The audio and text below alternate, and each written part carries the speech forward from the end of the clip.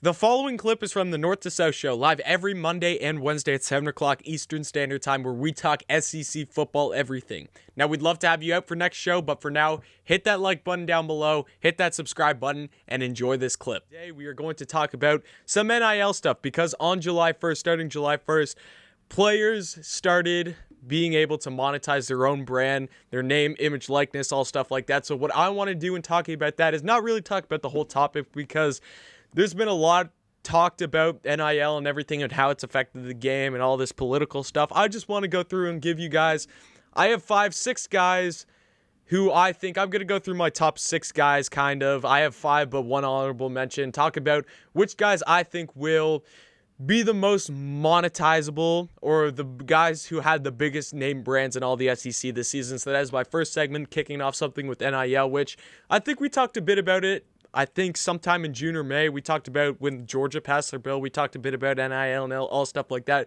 But this is more just a fun, laid-back NIL segment, and just I want to talk about the individuals that we have in the SEC who could be making some serious money. Then next up, something really, really exciting, something that you guys are going to love, because this includes all teams over-under predictions. So I went and I got all the DraftKings over-unders, and I went through and I predicted. I give you guys, should you smash the over or should you smash the under for that team this season? So great stuff we got there. And to finish off, I want to talk about the Tennessee Volunteers. Now, of course, me being a South Carolina fan, I'm not a huge Tennessee fan, but I feel like Tennessee is a team that has some great fans that always support this channel, and I haven't talked about them in a while. It's kind of just the way that their program is and the position that their program is in right now, and that's what I want to kind of talk about, give my expectations on how I think the Tennessee Volunteers will do this season. So lots of amazing content to be had and talked about today, and like I said, we will kick off our first segment talking about this NIL stuff, all this new NIL stuff, and me breaking down and giving you guys my top 5 guys in the SEC who I think will have the biggest brands this season. So obviously, if you haven't heard, basically if you're a college football fan, or even just you have news, any source of news, whether that's on Instagram, whether that's you watching TV, whether that's you go on yahoo.com and just read any news from wherever it is, the NIL stuff in the NCAA has been a huge thing throughout the states for the last month or two, especially the last month or two. It's been going on for a while. There's been this constant arguments and bickering and everything like that in those news pieces that come out where it's like, oh, NIL might be coming out next month, and I felt like we've been getting that for like 5 years, and it seems like NCAA football is going to come back each and every year, but we never get that. But finally, on July 1st, 2021, players are allowed to monetize themselves off of player likeness, player name, and player imaging. So I don't want to get into the politics of it. I don't think NIL is a bad thing. I don't necessarily think it's a great thing either. I'm kind of in the middle of it, and I'm not really here to talk about and give you guys my opinion, because there's a lot of talking people. There are a lot of people coming out and saying their strong opinions on the NIL. I think it's good that the players are able to make money, and they're putting their hard work into something that's not only getting them an education, but also being able to monetize themselves obviously really helps them and their families especially. So I think NIL, it's a good thing, but there's also its negatives, but that's not what we're here to talk about today. I'm going to give you guys my top 5 guys in the SEC who I think have the biggest brand. So starting off, I want to start off with a honorable mention. I have one honorable mention. In disclaimer before I even start talking about these guys, because you're going to notice a trend here. And it's just the way that it's going to work in college football. The guys who are going to have the biggest brands are going to be at the biggest name schools. It's just going to happen. It doesn't matter how good you are and everything like that. Like, there are some good guys in the SEC that are not on this list. And that's not because they're not good players. It's just how the game works and how branding works and everything like that. It's completely, it's a whole new topic to college football, so I just want to throw that out there. But I'll give you my honorable mention right now. Coming in at my honorable mention, I have Koolaid Mckinstry. So some stats that I have, I'm going to give you their following on Instagram and maybe Twitter for some of them, the ones that I think are relevant. So Koolaid Mckinstry has 52.7 thousand followers on Instagram, which is actually pretty decent. I thought that was pretty low from what I was expecting. The average player on like your Alabama and everything like that, your Georgia, your LSU, everything like that. But Koolaid Mckinstry, I think he's already in the top 5 for following out of all Alabama players, and this guy hasn't even stepped a foot on the field. I mean, his name alone is so brandable. It is so marketable. Get a brand deal with Koolaid. I think that would be something amazing, and not just saying his name is cool, but this kid can play. I know he hasn't taken a step foot on a college football field yet, but we all know the talent that this kid has, and if he's anything like some other freshman that came into the SEC a couple years ago and has a huge breakout season, Koolaid Mckinstry could be one of the best players in college football in the next coming years. So his name is marketable. He's done a really, really good job building his brand already on Instagram without even taking a step on Bryant-Denny Stadium field or whatever you want to call it. So I think Koolaid Mckinstry is definitely a guy that you should look out for. Not necessarily this year, but in the next coming years, this guy could have a huge brand, My number 5 guy, coming in at number 5, I have a running back. Now, obviously, you're going to guess most of these guys, or a good chunk of these guys, are going to be quarterbacks because quarterbacks, obviously, you look at the NFL, most marketable players. But I have a running back here.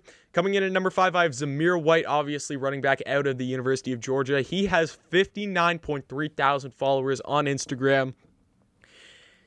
Georgia is going to be one of those big name schools that really, really works off of, they're really going to help their players in branding. Just saying that you play for the University of Georgia. Like, it's just, they're one of the big name schools, especially in the SEC. And looking at the state of Georgia, I think that you will be able to build a huge brand if you just go to UGA whatsoever, or even just anywhere in the SEC. Like, any of the southern states, I think if you go to the University of Georgia, you'll be able to build a big brand. Now, Zamir White is probably the premier back in Georgia's backfield. I know Georgia has tons of talent back there, but he's already built a pretty decent brand around him at Georgia. He's a great player, great running back, has a pretty big following, and if he just gets in the branding game and everything like that, Zamir White could be a very marketable guy coming up this year for NIL. Coming in at number 4, I want to talk about a fellow Canadian. Now, obviously, I'm Canadian, but this guy is not only, I don't know if I want to say this guy is the face of the SEC, because you look at the Athlon Sports, if you have picked up your Athlon Sports college football preseason magazine, obviously one of those guys, the one guy from the SEC on there is John Metchi, wide receiver out of Alabama. Now, I'm not saying he's the face of the SEC, but you think SEC football and you think of the talent, especially at the wide receiver position, and John Metchi is going to come into your head, especially with the exit of some big name guys like Devontae Smith, Jalen Waddle. You'll have Kadarius Toney, you'll have Kyle Pitts. I know he was a tight end, but John Metchi was that understudy to Devontae Smith who broke out last season, and he is going to be the main guy at Alabama this year. And just going to Alabama, a huge brand opportunity, and him kind of being the premier guy. I'm not saying that he's going to be the most marketable guy on that team, but I think he's definitely one of the better players on that team, 110%. So I think John Metchi, the fact that you see him on the cover of the Athlon Sports college football preseason magazine, and his brand is already pretty big and built. He's got 64,000 followers on Instagram. Twitter, he has 13.3 thousand. I think John Metchi is a really marketable guy. Any wide receiver at Alabama is going to be really marketable, and I think John Metchi is definitely the premier guy over there. So I have him at my number 4 spot. Coming in at number 3, I have the face of the Georgia Bulldogs. I have JT Daniels. He has 62.8 thousand followers on Instagram, 27.4 thousand on Twitter. So his Twitter is actually pretty decent compared to a lot of other players. But JT Daniels, what more could be said? He is the face of the Georgia Bulldogs this season. He is the hope of the Georgia Bulldogs this season, because Georgia's always had a really good team, and they've just been waiting for that one quarterback to really glue it all together and be that really, really successful team. And a lot of people feel like JT Daniels is that guy this year.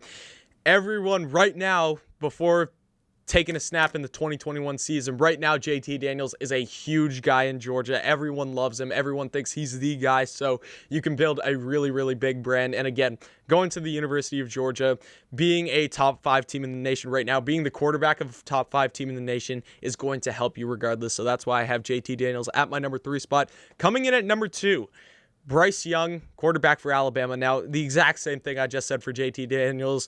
If you are the quarterback, quote unquote, the face of your team or the leader of your team at Alabama, at Georgia, at Clemson, at Ohio State, at Oklahoma, you're going to be able to build a pretty big brand. And I think Bryce Young has done that already without being the starter yet for Alabama, without going out and being the guy at Alabama. The guy already has 82,600 followers on Instagram. He has 17,000 on Twitter. He's the future of Alabama football, and Alabama football obviously being the biggest college football program. So you're going to have some huge branding opportunities for Bryce Young, and his future starts in the 2021 season when he takes his first snap against Miami, and I think it'll only go up from there. So Bryce Young, without even taking, I want to say, a meaningful snap at Alabama yet, is going to have one of the biggest brands in all of college football this season. Coming in at number 1, I don't have a quarterback. I don't have a running back. I don't have a wide receiver. I don't even have an offensive player. I have a defensive player, which is something that you don't normally see because you look at the NFL. Who are the marketable guys? You have Patrick Mahomes. You have Tom Brady. You have Lamar Jackson. Now you have Josh Allen, Aaron Rodgers. You just look, it's all offense. Wide receivers are very marketable. Running backs are very marketable. Quarterbacks are very marketable. But the defensive guys, I have a defensive guy number 1, and I think the stats prove it. Derek Stingley is my number 1. Derek Stingley, everyone knows that he's one of the best players in all of the country right now. He has 135,000 followers on Instagram already, so this is going to be his 3rd season at LSU. He has 45.3 thousand on Twitter. The guy is just one of those.